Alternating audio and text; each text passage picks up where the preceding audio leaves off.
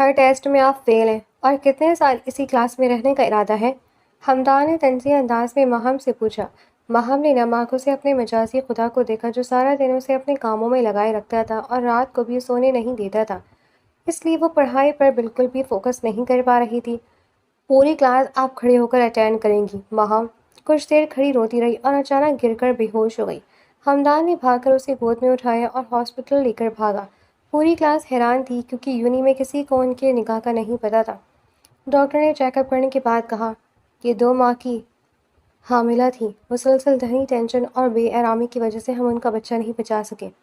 Doctor کے الفاظ اس کے کانوں میں کسی دھماکے کی صورت بجے تھے۔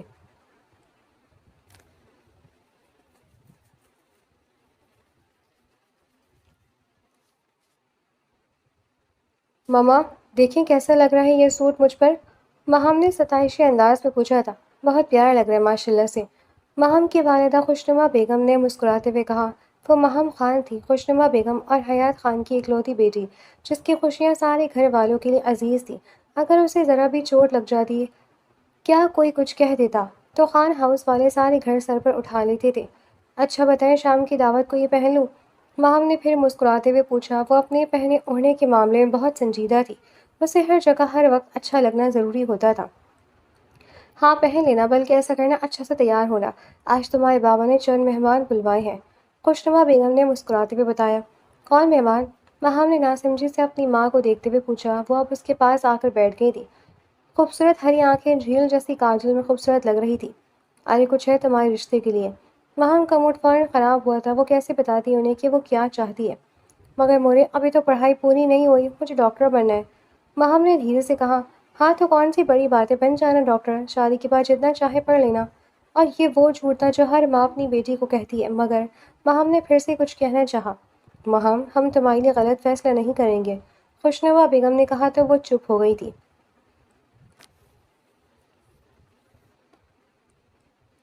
بڑی بات ہے حمدان میاں، آج کل نہ بات کرتے ہو نہ ملتے ہو۔ حیات خان اس وقت اپنے بھانجے کے کمرے میں آئے تھے، جسے وہ اپنے بھائی کے جانے کے بعد کل کائنات کہتے ہیں۔ چاچو بس یونی میں اتنا مصروف ہوتا ہوں، جانتے تو ہیں آپ۔ حمدان احترام سے کھڑا ہوا تھا اور پھر انہیں بیٹھنے کی جگہ دی۔ اچھا خوب پڑھو، آخر سب تمہیں ہی سنبھالنا ہے اب، حمدان کو دیکھتے ہوئے انہوں نے بڑی محبت سے کہا۔ انشاءاللہ، حمدان نے مسکراتے ہوئے کہا۔ اچھا حمدان بیٹے، آج کچھ مہمان آ رہے ہیں، مجھے تمہاری مدد کی ضرورت ہوگی، حیات خان نے مسکراتے ہوئے کہا۔ کیسی مدد چاچو؟ حمدان نے ناسمجھی سے پوچھا۔ وہ دراصل آج درخزئی اور اس کا باپ گھر والی آ رہے ہیں ماہم کو دیکھنے۔ اب تم پڑھے لکھے ہو، اس کو دیکھنا کیسا ہے ماہم کے لیے؟ حمدان ماہم کا نام سن کر تلملا گیا۔ اگر اس دنیا میں کوئی اسے سخت ناپسند تھی تو وہ بس ایک وہی تھی۔ جیسا آپ کا حکم چاچو، حمدان نے مسکراتے ہوئے کہا اور دل دل میں خوش ہوا کہ اس بلا سے تو جان چھوٹے گی اب اس کی۔ جیتے رہو، حیات خان نے بڑی محبت سے کہا اور پھر کمرے سے نکل آئے۔ درغزی گاؤں کی جرگی کا ممبر تھا، جس کے نام پر کئی زمینیں تھیں۔ اس کا حکم سارے گاؤں میں چلتا تھا، یوں کہہ لو وہ وہاں کا گنڈا تھا۔ درغزی کا باپ شاہنواز خان، جو بہت عزت دار انسان تھا، اپنے دوست حیات خان کی بیٹی کو اپنے گھر کی بہو بنانا چاہتا تھا۔ دیکھو زرگئی، ہم نے انہیں جھوٹ کہا ہے کہ تم یونیورسٹی میں پڑھتے ہو، اس لیے اگر تم نے ذرا بھی بدتمیزی کی تو دیکھنا میں تمہارا کیا حل کرتا ہوں، شاہنواز خان نے گرجتے ہوئے کہا۔ بابا دیکھ لیں، میں بالکل برداشت نہیں کروں گا توہین، درغزی نے غصے سے کہا تھا۔ توہین تو نہ کرنا، ان کی سارے گاؤں میں تو گنڈا ہے، شاہنواز نے کہا تو وہ چپ ہو گیا تھا۔ اچھا بس کریں، آپ لوگ چلیں، حنا بیگم نے فوراً سے کہا تو وہ فوراً چپ ہو گئی تھی۔ ماہم پریشانی سے ادھر ادھر گھوم رہی تھی، اسے سمجھ نہیں آ رہا تھا کہ وہ کیا کرے۔ ایک دم اس کے ذہن میں ایک خیال آیا تو وہ حمدان کے کمرے کی طرف رخ کر گئی تھی۔ دروازہ نوک کیا، حمدان نے اندر سے جواب نہیں دیا۔ حمدان، اس نے دوبارہ دروازہ بجوایا۔ ہاں بولو، حمدان نے اندر سے ہی جواب دیا۔ وہ اس سے ملتا نہیں تھا۔ مجھے کام ہے، کیا اندر آ سکتی ہوں میں؟ ماہم نے فکر مندی سے کہا تھا۔ وہ جانتی تھی کہ وہ ان کو منہ بھی نہیں لگائے گا، مگر اس وقت اسے صرف وہی بچا سکتا تھا۔ بولو کیا کام ہے؟ حمدان نے پردہ ہٹاتے چڑھتے ہوئے پوچھا تھا۔ کیا مسئلہ ہے، جب دیکھو چڑھتے کیوں رہتے ہو؟ ماہم نے خفگی سے کہا۔ کام بولو، حمدان نے سختی سے کہا۔ وہ اندر آ سکتی ہوں؟ ماہم نے فوراً مسکراتے ہوئے کہا۔ آ جاؤ، حمدان نے اسے جگہ دی۔ دیکھو حمدان، مجھے تمہاری مدد چاہیے، مجھے اس لڑکے سے شادی نہیں کرنی، بابا صرف تمہاری بات سنتے میری نہیں، ماہم نے جلدی جلدی سے کہا۔ نو تمہاری نہیں سنتے، تمہاری چھوٹی سی چوٹ پر سارا گھر پریشان ہو جاتا ہے، ہمدان نے منہ بناتے کہا، ہاں تو تائی امی تمہارے ایک حکم پر تمہاری پسند کا کھانا بنا دیے، سارا گھر درہم بھرم ہوتا ہے اس کا کیا؟ ہمدان کو دیکھتے اس نے منہ بناتے کہا، تم مجھے تانے دے رہی ہو اور پھر میری مدد مانگ رہی ہو؟ ہمدان نے آبرو اچکاتے پوچھا، اچھا نا پلیز تم میری مدد کرو۔ وہم کی بات پر وہ چند پل خاموش ہو گیا تھا۔ اچھا ٹھیک ہے، اگر میں تمہاری مدد کروں تو تم مجھے کیا دو گی؟ ہمدان نے صوفے پر بیٹھتے ہوئے پہلی بار کہا تو وہم اس کے جال میں آئی تھی۔ ٹھیک ہے پکا، جو تم کہو گے میں وہ کروں گی۔ وہم نے فوراً کہا، پتہ نہیں اس کا کیسے ارادہ بدل جاتا۔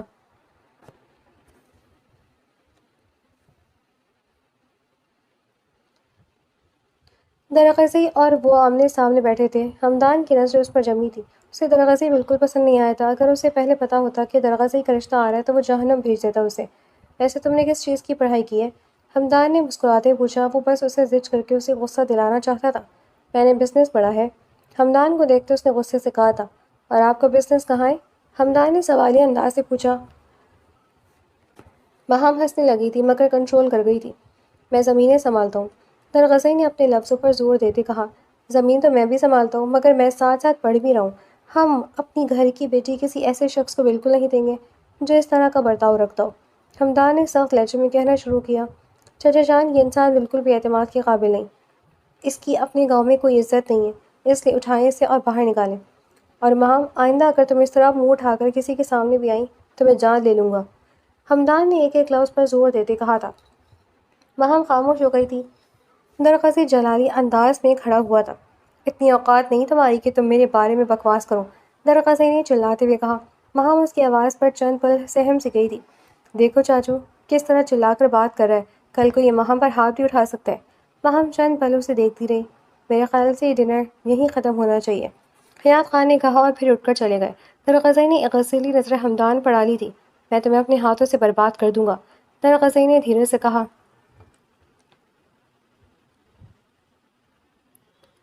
وہم سیڑھیوں پر بیٹھی کتاب میں مشغول تھی جب ہمدان اس کے سر پر آ کر کھڑا ہوا تھا۔ وہم نے سر اٹھا کر اسے دیکھا۔ چلو جاؤ میرے کپڑے پریس کرو، ہمدان نے فوراً اسے حاکمانہ انداز میں کہا۔ کپڑے پریس اور میں؟ وہم نے حیرت سے کہا تھا۔ ہاں بالکل تم، چلو شاباش اٹھو اب اور جاؤ۔ ہمدان نے اسے مسکراتے ہوئے کہا، کس خوشی میں جا کر؟ ماما کو دے دو، وہ کر دیں گی۔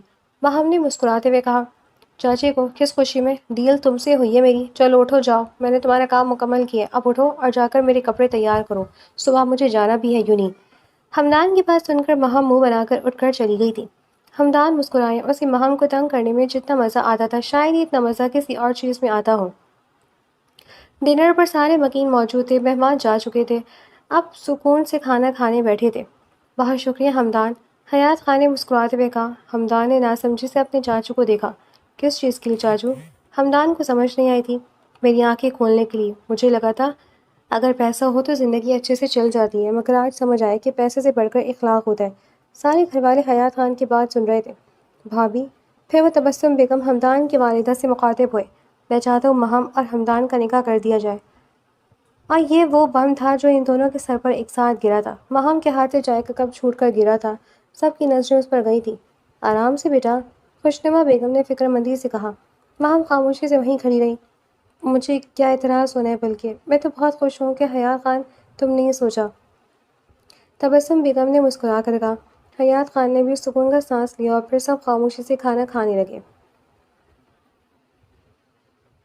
یار تم کسی اور کو دیکھ لو نا، میں تمہیں پتہ ہے کتنا مصروف ہوتا ہوں۔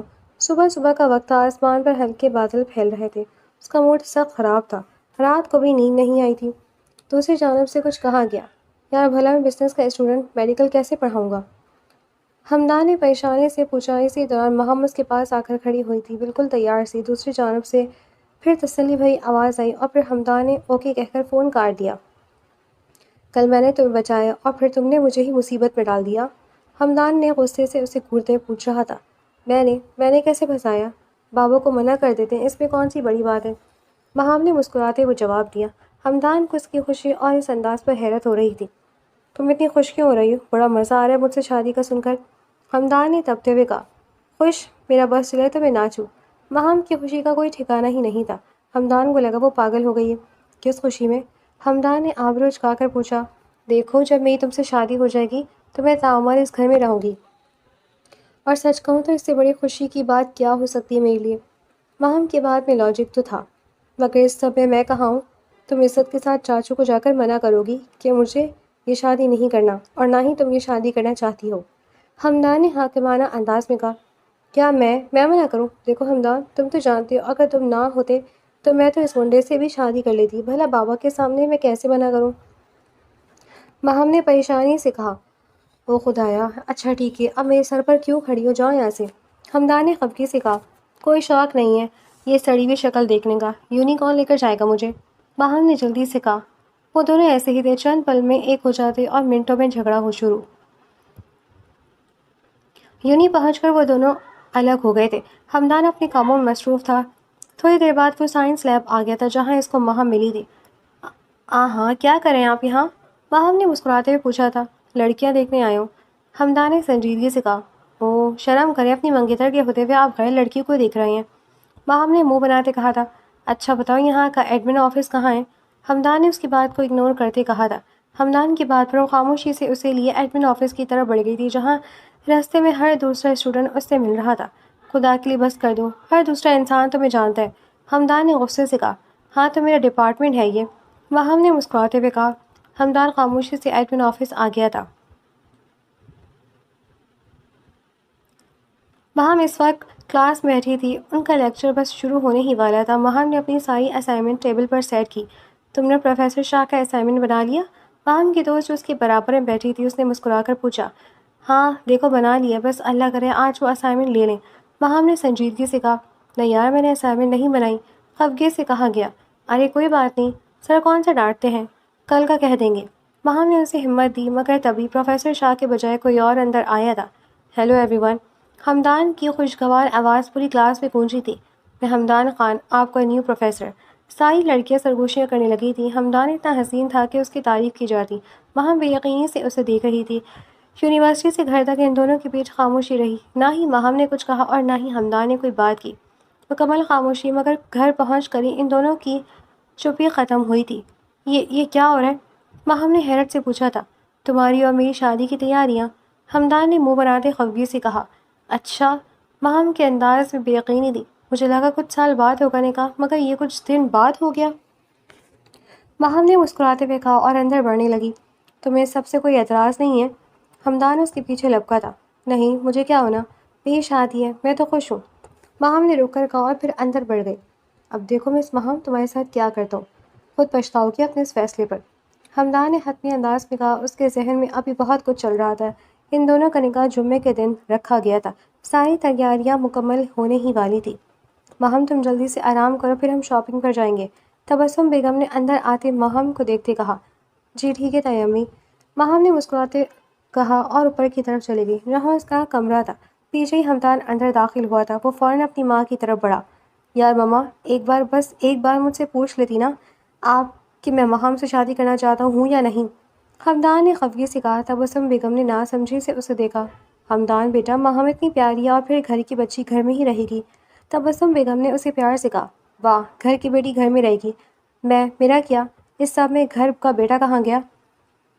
ہمدان نے ناگواری سے پوچھا تھا۔ اس کی آنکھیں ساری رات جاگنے کی چغلی کر رہی تھی اور یہی وجہ تھی کہ وہ اتنا چڑچڑا پھر رہا تھا۔ دوسری طرف ماہم ہر پریشانی سے دور تھی۔ تمہیں ماہم سے شادی نہیں کرنی؟ تبسم بیگم نے اس کی آنکھوں میں دیکھتے ہوئے پوچھا تھا۔ نہیں، ہمدان نے تھیکی نظروں سے انہیں دیکھتے کہا تھا۔ وہ ان کے ارادے بھانپنا چاہ رہا تھا۔ تو ٹھیک ہے، پھر جس بھی لڑکی سے شادی کرو مگر اس میں شریک نہیں ہوں گی۔ تبسم بیگم اب اپنے کمرے کی طرف جا رہی تھی۔ ہمدان بھی ان کے پیچھے لپکا۔ خیال خان کو بھی بتا دینا خود ہی، خفگی سے کہا گیا۔ یار مورے کیا ہو گیا ہے؟ ہمدان نے بے بسی سے کہا۔ میں پہلا لڑکا ہوں گا اس دنیا کا جس کی شادی زبردستی کی جا رہی ہے۔ ہمدان نے منہ بناتے کہا تو تبسم بیگم ہنس دی۔ دیکھو مجھے ماہم پسند ہے، اس لیے نہیں وہ اس گھر کی بچی بلکہ اس لیے کہ اس کی تربیت تمہارے بابا نے کی ہے۔ تبسم بیگم کے لہجے میں چھپا درد محسوس کیا جا سکتا تھا۔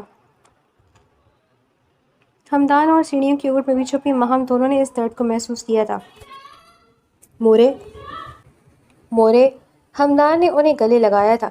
تمہیں اس دنیا میں دوسری محمل خان نہیں ملے گی، تبسم بیگم نے پیار سے کہا۔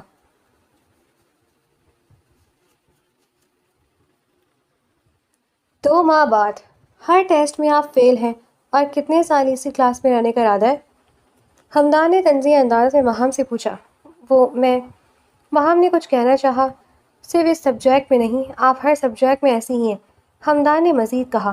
ماہم نے نم آنکھوں سے اپنے مجازی خدا کو دیکھا جو سارا دن اسے اپنے کاموں میں لگائے رکھتا تھا اور رات کو بھی سونے نہیں دیتا تھا، اس لیے وہ پڑھائی پر بالکل بھی فوکس نہیں کر پا رہی تھی۔ پوری کلاس آپ کھڑے ہو کر اٹینڈ کریں گی، حمدان نے حاکمانہ انداز میں کہا تھا۔ وہ اس جگہ کو بھی حویلی سمجھ رہا تھا۔ ماہم خاموش رہی، ہر بار کی طرح۔ ماہم کچھ دیر کھڑی روتی رہی اور پھر ہر بار اسی طرح کرتی تھی۔ حمدان سے ڈانٹ کھانے کے بعد وہ گھنٹہ بھر روتی رہتی تھی، پھر دھیرے دھیرے اس کی آنکھوں کے آگے اندھیرا چھانے لگا تھا اور اچانک گر کر بے ہوش ہو گئی تھی۔ حمدان نے بھاگ کر اسے گود میں اٹھایا تھا، خوف اس کے چہرے پر واضح تھا، اس کا چہرہ تھپتھپانے لگا تھا۔ ماہم آنکھیں کھولو، حمدان نے فکر مندی سے کہا۔ پانی لاؤ کوئی، حمدان نے چلاتے ہوئے کہا۔ ایک اسٹوڈنٹ نے بھاگتے ہوئے اسے پانی پکڑایا تھا۔ حمدان نے چند چھینٹے اس کے چہرے پر مارے تھے مگر مجالے جو وہ ہوش میں آئی ہو۔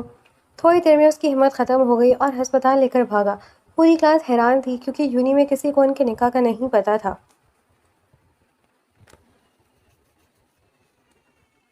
ہسپتال کا کوریڈور بالکل خاموش تھا، چند ایک لوگ بس نظر آ رہے تھے۔ حمدان خان ماہم کو گود میں اٹھائے لا رہا تھا۔ ایمرجنسی میں ڈاکٹرز نے انہیں دیکھنا شروع کیا تھا۔ آپ ان کی کیا لگتے ہیں؟ نرس نے حمدان کے پاس آ کر پوچھا۔ وہ اس کا فارم بھر رہی تھی۔ بیوی، میری بیوی ہے، حمدان نے جلدی سے کہا۔ ماہم کو کھونے کا خود اس کی آنکھوں میں واضح تھا۔ ابھی تھوڑی دیر گزری تھی جب ڈاکٹر باہر آئے تھے۔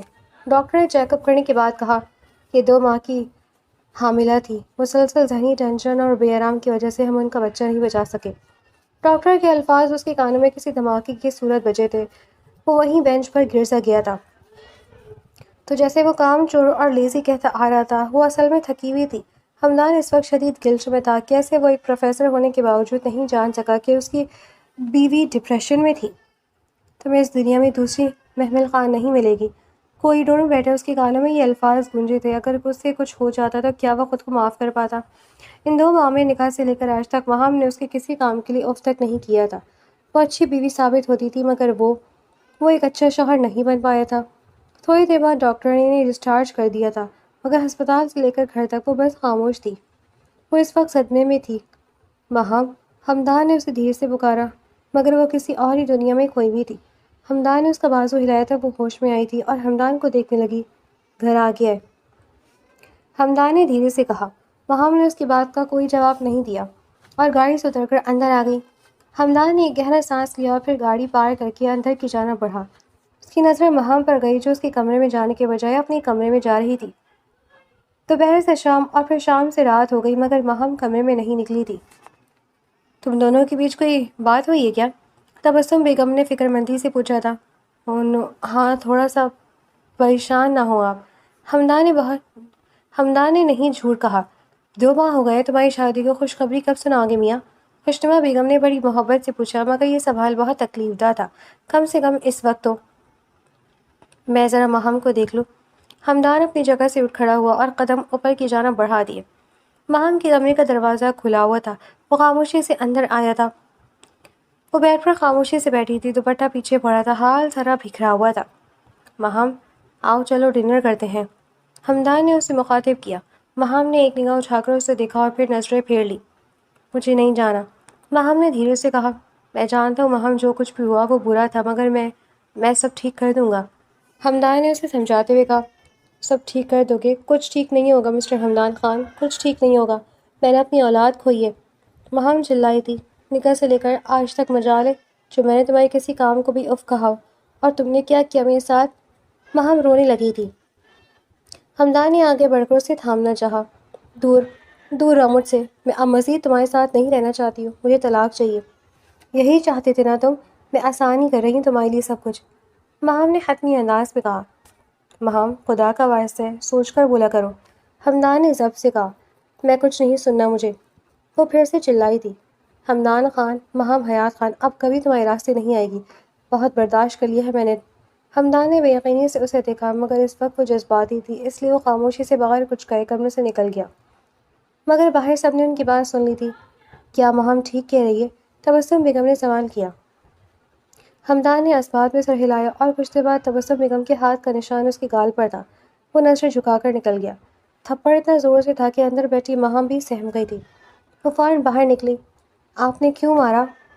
ماہم نے بے یقینی سے پوچھا۔ تم آرام کرو جا کر، تبسم بیگم نے دھیرے سے کہا۔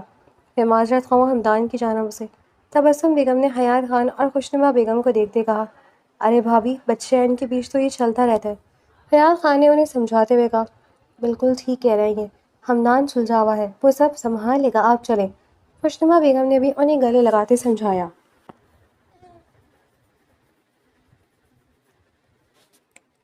آسمان پر اندھیرا پھیل چکا تھا، تارے سارے آسمان کو روشن کر رہے تھے۔ وہ اداسی سے آسمان کو تک رہا تھا، آنکھیں نم تھیں۔ میں جانتا تھا میں بہتر شوہر نہیں بن سکتا، اور دیکھیے بابا، میں نے سب برباد کر دیا۔ وہ آسمان کو دیکھ رہا تھا اور دکھی انداز میں کہہ رہا تھا۔ تبھی حیات خان اوپر آئے تھے اور احتراماً کھڑا ہوا تھا۔ حیات خان اسے گلے لگائے تو وہ رونے لگ گیا تھا۔ آئی ایم سوری چاچو، میں نہیں پتا تھا، مجھے نہیں پتا تھا وہ میت ہے، اگر مجھے پتا ہوتا تو یہ سب نہیں ہوتا، میں بہت شرمندہ ہوں۔ ہمدان نے ایک ہی سانس میں ساری بات کہی تھی۔ مرد ہو کر رو رہے ہو؟ حیات خان کی حیرت سے اسے دیکھا تھا۔ کیا کروں چاچو، مرد ہونے سے پہلے ایک انسان جو ہوں، ہمدان نے اپنے آنسو پوچھتے ہوئے کہا۔ حیات خان مسکرائے تھے اور پھر اس کے ساتھ سیڑھیوں پر بیٹھ گئے تھے۔ ویسے بتائے، بھائی جان نے مجھے بڑی مشکل سے پڑھایا تھا، میں بہت شیطان تھا نا؟ حیات خان نے بات کا آغاز کیا۔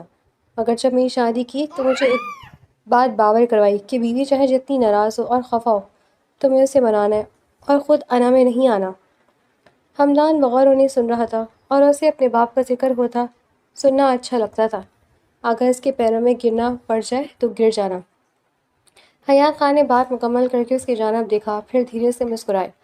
میں تمہیں یہ بات اس لیے بتا رہا ہوں کیونکہ تم میرے بیٹے ہو، اور اب جا کر ماہم کو بناؤ، چاہے وہ کتنا ہی جھرکے۔ حیات خان نے اسے حوصلہ دیا تھا، اس میں اب ہمت آ گئی تھی۔ وہ مسکراتا ہوا جانے لگا تھا۔ اور سنو، کل جرگے میں ساتھ چلنا، کچھ سرپرائز ہے تمہارے لیے۔ حیات خان نے کہا تو وہ ٹھیک ہے کہتا اتر گیا۔ اس کا رخ ماہم کی کمرے کی جانب تھا۔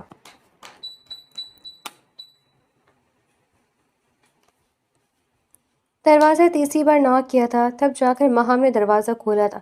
اسے دیکھتے ہی ماہم کو وہ تھپڑ یاد آیا تھا جو تبسم بیگم نے اسے مارا تھا۔ کیا کریں آپ یہاں؟ ماہم نے سوالی انداز سے پوچھا۔ میں دیکھ رہا ہوں میری بیوی آرام سے سوئی ہے یا نہیں، ہمدان نے اندر آتے کہا اور کمرے کا جائزہ لینے لگا۔ وہ اس کمرے میں پہلی بار آیا تھا، کبھی ضرورت جو نہیں پڑی۔ ہاں میں سو رہی ہوں، چلیں اب آپ جائیں، ماہم نے جان چھڑانے والے انداز میں کہا۔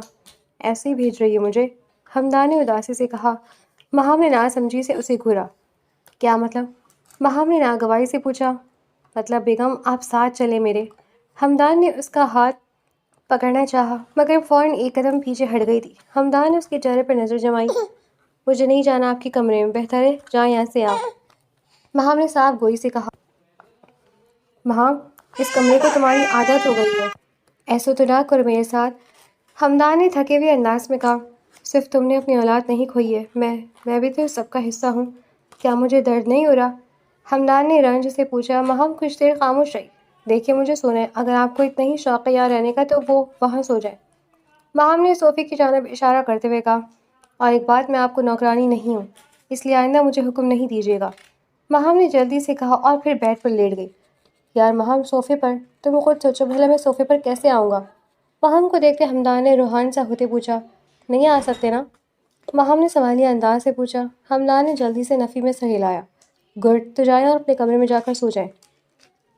ماہم نے لائٹ بند کر دی تھی، اسے بس سونا تھا اس وقت۔ کوئی بات نہیں، میں ایڈجسٹ کر لوں گا، ہمدان نے منہ بناتے کہا تھا۔ ماہم اس کے انداز پر ہلکا سا مسکرائی تھی۔ صبح کا سورج پورے صحن میں اتر گیا تھا۔ خوشنما بیگم ناشتہ بنائی تھی جب ماہم کچن میں آئی تھی۔ السلام علیکم اماں، ماہم نے مسکراتے ہوئے سلام کیا۔ اس کا موڈ بہتر تھا۔ ہمدان اس کے لاکھ منع کرنے کے باوجود بھی کمرے میں تھا اور ابھی تک سو رہا تھا۔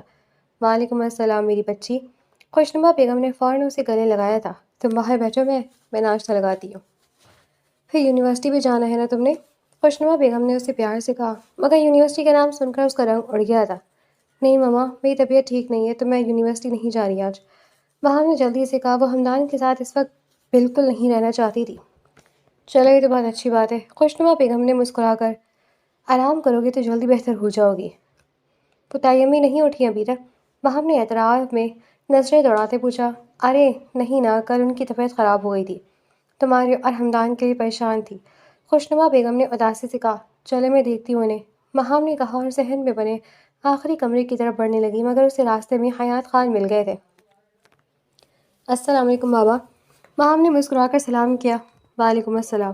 حیات خان نے مسکراتے ہوئے کہا، کہاں جا رہی ہو؟ پھر مسکراتے ہوئے سوال کیا، وہ میں تیمّی کو اٹھانے کے لیے۔ مہام نے جلدی سے کہا، اچھا اس سے پہلے جا کر ہمدان کو اٹھا دو، ہمیں جرگے میں جانا ہے۔ مہام ان کی بات پر تھوڑا شاک ہوئی تھی کیونکہ ہمدان جرگے میں جانا سخت ناپسند کرتا تھا۔ آپ اسے سرداری دے رہی ہیں؟ مہام نے فوراً سے پوچھا تھا۔ واہ میری بیٹی تو ہر چیز کا علم ہو جاتا ہے واہ میری بیٹی کو تو ہر چیز کا علم ہو جاتا ہے۔ حیات خان مسکرائے تھے اور پھر کچن کی جانب بڑھ گئے، جبکہ مہام واپس اوپر آئی تھی۔ کمرے میں آ کر اس کی نظر صوفے پر الٹا سیدھا لیٹا ہمدان پہ پڑی تھی۔ مہام اس کی طرف بڑھی، تبسم بیگم کی انگلیاں ابھی بھی اس کی گالوں پر تھیں۔ مہام کو دکھ ہوا تھا، اس کے ذہن میں یکدم ہمدان کا کہا جملہ اس کے ذہن میں گونجا۔ اس نے بھی تو اپنی اولاد کھوئی تھی، دکھ تو دونوں کو برابر تھا۔ وہ چند پلوں سے دیکھتی رہی، اس کی بند آنکھیں ماتھے پر پڑتے بال، پیارا لگتا ہونا سوتے ہوئے۔ ہمدان کی آواز پر چونکی تھی۔ نہیں، میں وہ بس کہہ نہیں تھی، بابا بلا رہے ہیں۔ مہام نے جلدی سے کہا، ورنہ اس کا کیا بھروسہ تھا کوئی غلط فہمی لے کر بیٹھ جاتا۔ ہاں، پتہ نہیں چاچو کو کیا کام ہے، میں تیار ہو کر آتا ہوں، ہمدان کہہ کر جلدی سے اٹھا تھا۔ پھر مہام کے ماتھے پر بوسہ دیا۔ وہ چند لمحے سٹپٹا گئی تھی۔ آئندہ مجھے مت چھونا، ہمیں الگ ہونا ہے، یاد ہے؟ مہام نے خفگی سے اسے دکھاتے کہا تھا۔ شادی کا شوق تمہیں تھا نا، اب مجھے ہے، چاہے کچھ بھی کر لو، میں تمہیں نہیں چھوڑنے والا ہوں، سن لو، ہمدان نے سرد لہجے میں کہا۔ یہ بات کہی اور باہر نکل گیا۔ مہام چند پل وہیں رہی، پھر تائی امی کے خیال آنے پر واپس ہوش میں آئی تھی۔ جب تک وہ تائی امی کو بلا کر لائی، ہمدان بھی تیار ہو چکا تھا۔ ناشتے کی میز پر خاموشی تھی۔ ویسے چاچو ایسا کون سا کام ہے جس کے لیے مجھے لے کر جا رہے ہیں؟ ہمدان نے سرسری سا پوچھا۔ مہام کی نظریں فوراً اپنے بابا پر گئی تھیں۔ حیات خان مسکرائے تھے۔ کچھ معاملات ہیں جن میں دلغزی پریشان کرے، بس اسے سنبھالنا ہے۔ حیات صاحب نے جلدی سے کہا۔ مہام ان کے جھوٹ پر مسکرائی تھی۔ اچھا، ہمدان نے بس اتنا ہی کہا۔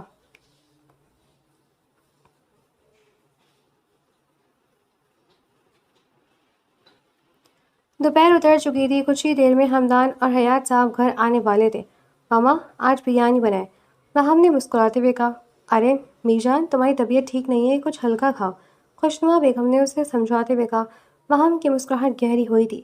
نہیں ماما، آج بریانی بنائے، یقین جانے بڑا مزہ آئے گا، مہام نے جلدی سے کہا۔ اچھا، ایسی کیا بات ہے جس میں مزہ آنے والا ہے؟ خوشنما بیگم نے سوال کیا۔ وہ تو سرپرائز ہے، مہام نے جلدی سے کہا اور کچن سے بھاگ گئی۔ حد کرتی ہے لڑکی، خوشنما بیگم مسکرائی تھی۔ اتنے بڑے حادثے کے بعد وہ بس مہام کو سکون سے رہنا دینا چاہتی تھی۔ بریانی بن کر تیار ہو گئی تھی۔ مہام کچن میں کھڑی سلاد اور رائتہ بنا رہی تھی جب اسے راہداری سے حیات خان اور ان کے ساتھ چلتا ہمدان نظر آیا تھا۔ سر پر سرداری کی پگ تھی، چہرے پر تھوڑا بہت غصہ موجود تھا۔ مہام اسے دیکھ کر مسکرائی تھی۔ تبسم بیگم اس کو دیکھ کر حیران ہوئی تھی۔ خوشنما بیگم بھی خوش تھی۔ کیسا لگ رہا ہوں ماما میں؟ ہمدان نے انہیں گلے لگاتے کہا۔ بالکل اپنے بابا جیسے، تبسم بیگم نے اس کی نظریں اتارتے کہا۔ ہمدان مسکرایا تھا، پھر اس کی نظریں مہام پر گئی جو اس کے چہرے کی مسکان نظریں ملتے ہی غائب ہو گئی تھی۔ ہمدان نے قدم اس کی جانب بڑھائے تھے۔ تمہیں پتا تھا نا آج جرگے میں کیا ہونے والا ہے؟ ہمدان نے گمبھیر آواز سے پوچھا۔ نہیں، مجھے کیسے پتا ہو سکتا ہے؟ مہام نے جلدی سے بہانہ بنایا، ورنہ اس کی خیر نہیں تھی، یہ وہ جانتی تھی۔ مجھے معاف کر دو، ہمدان نے اپنی پگ اتار کر اس کے سر پر رکھی تھی۔ میری پیاری سردارنی، ہمدان کے لہجے میں محبت تھی۔ میں معاف نہیں کروں گی، مہام نے سکون سے کہا۔ اور واپس اپنے کمرے میں مصروف ہو گئی۔ ایک دن کر دو گی، ہمدان نے حتمی انداز میں کہا۔ تم نے اسے کیسے منایا حیات خان؟ تبسم بیگم نے مسکرا کر پوچھا۔ آسان تھا بھابھی، اپنی بیوی سے بہت محبت کرتا ہے یہ، حیات خان نے مسکراتے ہوئے کہا۔ خوشنما بیگم، تبسم بیگم اور مہم تینوں ہی اس بات پر ناسمجھی سے انہیں دیکھنے لگے تھے۔ کیا مطلب؟ خوشنما بیگم نے پوچھا۔ سردار صاحب کی عورت اسی صورت ملنی تھی جب وہ گدی کو چنتے۔ حیات خان کے اس جملے پر سب حیران ہوئے تھے، سب سے زیادہ مہم۔ آپ نفرت کرتے تو پھر کیوں کیا یہ سب؟ مہم نے خفگی سے پوچھا۔ بریانی اچھی بنی ہے، ہمدان نے مسکراتے ہوئے کہا۔ وہ مہم کی بات کو اگنور کر گیا تھا۔ کھانا کھا کر سب اپنے اپنے کمروں میں چلے گئے تھے۔ گرمی کی شدت بڑھ گئی تھی۔ ہمدان اپنے کمرے میں بیٹھا کسی غیر مرئی نکتے کو گھور رہا تھا، تبھی اس کے کمرے میں مہم داخل ہوئی تھی۔ چہرے پر غصہ واضح تھا۔ ہمدان نے اس کی طرف دیکھا اور مسکرا اٹھا۔ اس سے پہلے کہ تم مجھ سے جھگڑا کرو ایک بات واضح کر دو، چاچو نے مجھے دھمکی دی تھی۔ ہمدان نے معصوم سی شکل بناتے کہا، مجھ سے جھوٹ مت کہیں، آپ کسی کی دھمکیوں سے نہیں ڈرتے، اتنا ہم دونوں کو پتہ ہے۔ ماہم نے غصے سے کہا۔ ہمدان اس کی اس بات پر بھی مسکرایا تھا۔ درغزنی سرداری لینی چاہی تھی، تم جانتی ہو یہ ہمارا گاؤں ہے، تو کسی اور کا سربراہ یہاں کیسے حکم چلاتا؟ ہمدان نے دوسرا بہانہ کیا، اتنا تو مجھے بھی پتہ ہے کہ اگر گاؤں میں سردار نہیں ہوتا تو جرگہ کے بزرگ اس گاؤں کا فیصلہ کرتے ہیں۔ ماہم نے اس کی اس بات کو بھی رد کیا تھا۔ ہمدان نے گہرا سانس لیا، کیا سننا چاہتی ہو؟ ہمدان نے ہار ماننے کہا تھا۔ سچ، ماہم نے جلدی سے کہا، میں تمہیں نہیں کھو سکتا تھا، اگر مجھے تمہارے ساتھ رہنا تھا تو مجھے سردار بننا پڑتا، تو چاچو ہمارا طلاق نامہ بنوا دیتے، میں تمہیں نہیں کھو سکتا تھا۔ ہمدان نے ساری بات کہہ دی تھی۔ ماہم خاموش ہو گئی اور واپس جانے لگی۔ اب جب کمرے میں آئی گئی ہو یہیں رہو نا، ہمدان نے درخواست کرتے کہا۔ مجھے نہیں رکنا، ماہم نے ضدی سے انداز میں کہا، جیسا تمہیں ٹھیک لگے۔ ہمدان نے دھیرے سے کہا، میں ضد نہیں کروں گا۔ ہمدان نے اپنی بات مکمل کی، مگر ماہم وہ تو شاکڈ ہوئی تھی، پھر بھی خاموش رہی اور جانے لگی۔ سنو سردارنی، اب ہمیں پکڑو، ہمیں اس گاؤں کا نظام بدلنا ہے۔ ہمدان نے اسے دیکھتے کہا، اور یہ درخواست نہیں حکم ہے میرا۔ ہمدان نے اسے تنگ کرنے کے لیے کہا۔ ماہم جو پہلے اس کی سرداری کہنے پر حیران تھی، بس ہلکا سا مسکرا دی۔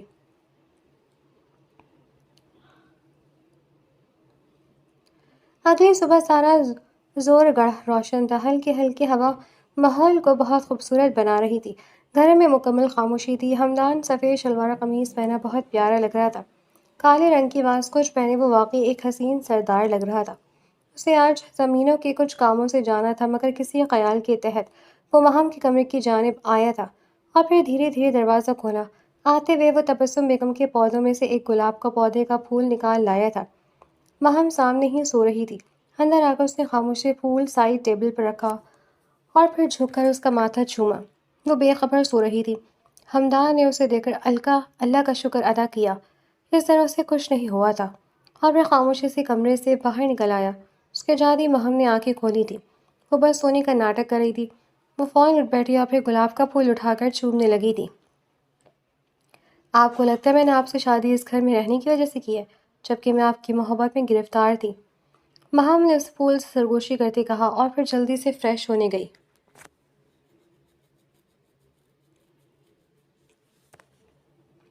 ماہم، ہمدان کو اٹھا دو، ناشتہ کر کے پھر زمینوں پر بھی تو جائے گا۔ تبسم بیگم نے اسے دیکھتے کہا، مگر دائی امی وہ تو صبح ہی چلے گئے۔ ماہم نے جلدی سے بتایا، ناشتہ کیے بغیر؟ تبسم بیگم کو حیرانگی ہوئی تھی۔ ماہم نے اس بات میں سر ہلا دیا، ویسے تو ناشتہ نہ ملے وقت پر تو سارا گھر پر سر اٹھا لیتا ہے۔ انہیں واقعی حیرت ہوئی تھی۔ اس سے پہلے ماہم کچھ کہتی صحن سے چلانے کی آواز آئی تھی، یا اللہ خیر۔ ماہم نے جلدی سے کہا اور کچن سے نکلنے لگی۔ صحن میں ایک خاتون تھی جو گود میں ایک بچی لیے ہوئی تھی، جس کی عمر 1.5 سال تھی۔ آپ ٹھیک ہیں؟ کیا ہوا؟ ماہم نے فکر مندی سے پوچھا۔ وہ درندہ، اس نے میری بچی کو قتل کر دیا۔ خاتون روئی تھی، اس نے میری بچی کے ساتھ زیادتی کی اور پھر اسے مار دیا بیبی جی۔ ماہم نے حیرت سے منہ پر ہاتھ رکھا تھا۔ اس کی نظر فوراً بچی پر گئی جس کے ہاتھ پیر ٹیڑھے ہو چکے تھے۔ اس کی آنکھیں اوپر کی جانب چلی گئی تھی، گال سرخ ہو رہے تھے اور گلے میں چاقو کا گہرا کٹ تھا۔ ماہم کے پیروں سے زمین نکلی تھی۔ کس نے کیا یہ سب؟ ماہم نے بے یقینی سے پوچھا۔ میرے کزن نے۔ مجھے انصاف چاہیے بیوی کی، مجھے انصاف چاہیے۔ خاتون اب رو رہی تھی۔ خوشنما بیگم نے بڑی مشکل سے اسے سنبھالا۔ ماہم اندر کی جانب بھاگی تھی اور سارا معاملہ ہمدان کو بتایا۔ غسل کا انتظام کرواؤ، میں آ رہا ہوں، ہمدان نے دوسری جانب سے کہا۔ غسل، نماز جنازہ اور پھر دفن، شام تک سارے کام مکمل ہو گئے تھے۔ ہمدان اس وقت اوطاق پر موجود تھا۔ حیات خان اور باقی بزرگ بھی وہاں موجود تھے۔ ہمیں بہت افسوس ہوا یہ سب سن کر، اس لیے جرگہ اور فیصلہ صبح کرتے ہیں، گاؤں کے ایک سربراہ نے کہا۔ ہمدان نے ناسمجھی سے انہیں دیکھا۔ صبح؟ آپ نے اس بچی کی حالت نہیں دیکھی، وہ بچی یہ سب نہیں ڈیزرو کرتی تھی۔ ہمدان نے بے یقینی سے کہا، ہم آپ کا دکھ سمجھتے ہیں سردار، مگر جرگے کا فیصلہ صبح کرنا بہتر ہوگا۔ دوسرے بزرگ نے کہا، آپ لوگوں کو فیصلے میں نہیں بیٹھنا چاہ سکتے تھے، آپ لوگوں کو فیصلے میں نہیں بیٹھنا چاہ سکتے، میں اس گاؤں کا سردار ہوں اور میں تنہا فیصلہ کر سکتا ہوں۔ ہمدان نے سرد مہر سے کہا۔ جرگے میں مکمل خاموشی چھا گئی تھی۔ مجرم کو پیش کرو۔ ہمدان نے حکم دیا، تبھی 25 سالہ ایک مرد اندر لایا گیا۔ ہمدان اسے دیکھتے گیا اور گہری سوچ میں ڈوبا تھا۔ فیصلہ کیا واقعی مجرم فیصلے کے لائق تھا؟ اسے تو زندہ جلا دینا چاہیے تھا یا پھر اسے نہر میں دھکا دے دینا چاہیے تھا۔ تھوڑی دیر سوچنے اور فیصلہ وہ کر چکا تھا۔ ہمدان کھڑا ہوا۔ کوئی آخری خواہش؟ پھر اس لڑکے سے پوچھا، مجھے معاف کر دو صاحب جی۔ لڑکے نے گڑگڑاتے ہوئے کہا، معافی؟ تو معافی کے لائق بھی ہے؟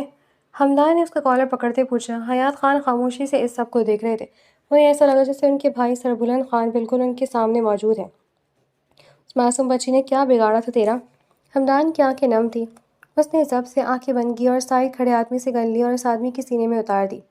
زیادتی کی یہی سزا ہے۔ اگر کسی نے میرے گاؤں کی بیٹی کے ساتھ غلط کیا تو میں، سردار ہمدان خان، اس کا یہی انجام کروں گا۔ ہمدان نے چلاتے ہوئے کہا اور پھر جرگہ سے نکل گیا۔ حیات خان بھی اس کے ساتھ باہر نکلے تھے۔ انصاف ہو چکا تھا۔ اس معصوم سی بچی کو اللہ سکون دے۔ ہمدان کے آگے ایک بار پھر اس بچی کا چہرہ لہرایا تھا۔ کتنی خوبصورت تھی وہ، اور اس درندے نے کیا کر دیا اس کا۔ ہمدان سارے راستے خاموش رہا۔ کچھ کہیں گے نہیں؟ ہمدان نے گھر پہنچ کر حیات خان کو دیکھتے پوچھا تھا۔ حیات خان دھیرے سے اسے گلے لگا گئے تھے۔ اللہ تمہیں ہمت دے۔ حیات خان نے اسے دعا دی تھی۔ میرا فیصلہ؟ ہمدان نے پوچھنا چاہا مگر حیات خان اس کی بات کاٹ چکے تھے۔ بالکل درست تھا، تم نے آج جو کیا وہ بالکل ٹھیک تھا۔ حیات خان نے اس کے ماتھے پر بوسہ دیا اور اسے ہمت دی۔ گھر میں بالکل سناٹا چھایا ہوا تھا، جیسے موت کے بعد کی خاموشی ہو۔ بھوک کسی کو لگی نہیں تھی، سو اپنے اپنے کمروں میں چلے گئے تھے۔ ہمدان جیسے اندر آیا، اسے بیڈ پر مہم بیٹھی نظر آئی تھی۔ اس کے آتے مام اس کی طرف لپکی تھی، آنسوؤں سے اس کا چہرہ بھیگ چکا تھا۔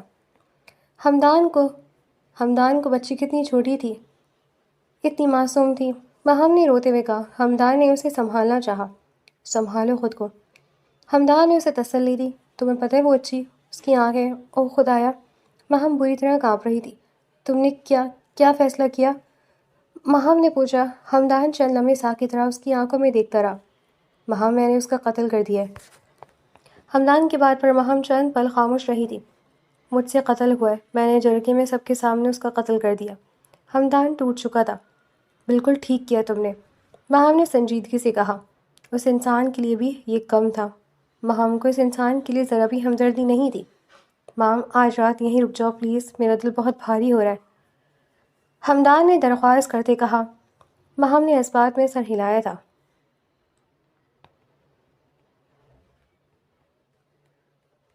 اس واقعے کو ہفتہ ہو چکا تھا۔ گھر میں اب سب بہتر ہو جاتا رہا تھا۔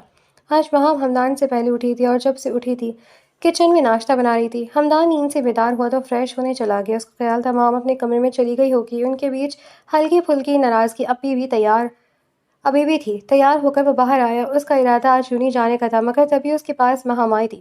تم نیچے کیا کر رہی ہو؟ ہمدان نے حیرت سے پوچھا تھا۔ کیا کری مطلب؟ ناشتہ بنا رہی ہوں۔ کل بھی ماما نے مجھے ڈانٹا تھا کہ شوہر کو بغیر ناشتہ کھلائے بھجوا دیتی ہو۔ مہم نے منہ بنا کر کہا۔ او، میری معصوم سی بیوی کو ڈانٹا گیا ہے؟ ہمدان نے مسکراتے پوچھا تو مہم نے اس بات میں سر ہلایا۔ چلو اب۔ مہم نے اس کا ہاتھ تھام کر اسے ڈرائنگ روم تک لائی تھی۔ اچھا مجھے ایک بات بتاؤ۔ ہمدان نے سنجیدگی سے اسے دیکھا۔ پوچھو۔ مہم نے مسکراتے ہوئے کہا۔ آپ یونیورسٹی کیوں نہیں جا رہی؟ ہمدان نے آئی برو جھکاتے سوال کیا اور مہم کو جیسے چپی لگی تھی۔ مہم نے سوچنا چاہا۔ ہاں بتائیں، کوئی بہانے؟ ہمدان نے ناشتے سے انصاف کرتے کہا۔ بہانہ نہیں بنا دی میں کوئی۔ مہم نے جلدی سے کہا، مگر مجھے یونیورسٹی مزہ نہیں آتا، اس لیے بس ایگزامس دینے چلی جاؤں گی۔ مہم نے جلدی سے کہا۔ اچھا چلیں پھر، ابھی اٹھے دونوں ساتھ چلتے ہیں، آؤٹنگ بھی ہو جائے گی۔ ہمدان نے مسکراتے ہوئے کہا۔ ابھی اچانک کیوں؟ مہم نے ناسمجھی سے پوچھا۔ مجھے اپنی کلیئرنس لینی ہے، ہمدان نے بتایا اور جوس کا گلاس تھاما۔ چلے میں جلدی سے تیار ہو کر آتی ہوں، مہم کہہ کر فوراً اٹھی تھی۔ ہمدان اس کی برق رفتاری پر مسکرایا تھا۔ گاؤں سے یونیورسٹی بس 1 گھنٹے کے فاصلے پر تھی۔ وہ لوگ ابھی گاؤں کی حدود سے نکل ہی رہے تھے جب اچانک چاروں طرف سے گولیاں چلنے لگی تھیں۔ ہمدان نے گاڑی کی سپیڈ بڑھائی اور تبھی ان کے پیچھے 4 گاڑیاں نکلی جو جاں بجاں گولیاں چلا رہے تھے۔ ہمدان نے مہم کا ہاتھ تھاما تھا۔